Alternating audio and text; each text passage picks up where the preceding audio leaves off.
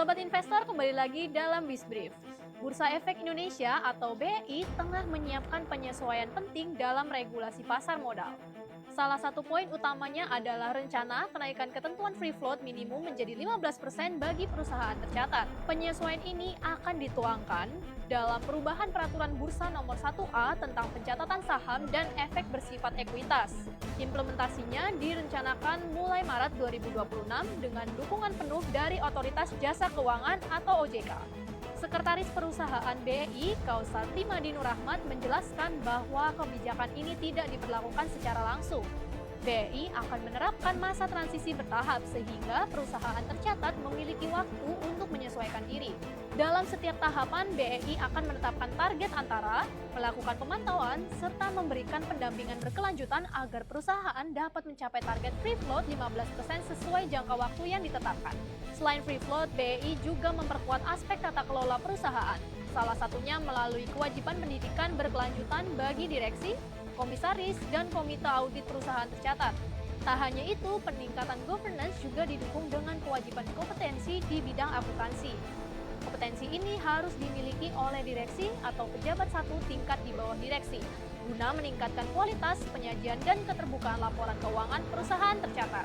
Penyesuaian peraturan 1A ini juga menyasar peningkatan kualitas calon perusahaan tercatat, baik dari sisi keuangan, operasional, maupun tata kelola, sehingga kepercayaan investor dapat semakin meningkat.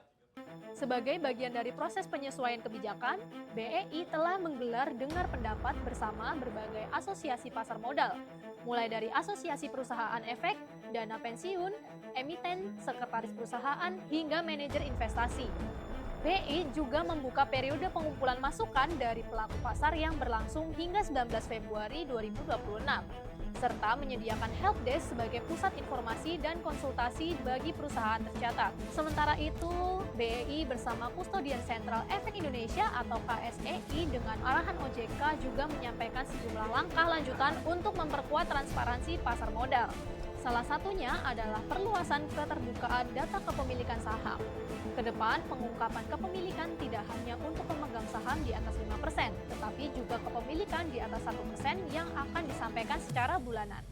Langkah lainnya adalah penyempurnaan klasifikasi investor dalam sistem Single Investor Identification atau SID. KSEI akan menambahkan 27 subkategori investor untuk meningkatkan detail dan akurasi data. BEI dan KSEI menegaskan komitmen untuk terus berkoordinasi secara aktif dan konstruktif dengan berbagai pemangku kepentingan termasuk lembaga global guna memperkuat daya saing pasar modal Indonesia. Demikian Bisbrief hari ini, pantau terus berita ekonomi, bisnis, dan pasar modal hanya di idxchannel.com, IDX Channel TV, dan media sosial IDX Channel.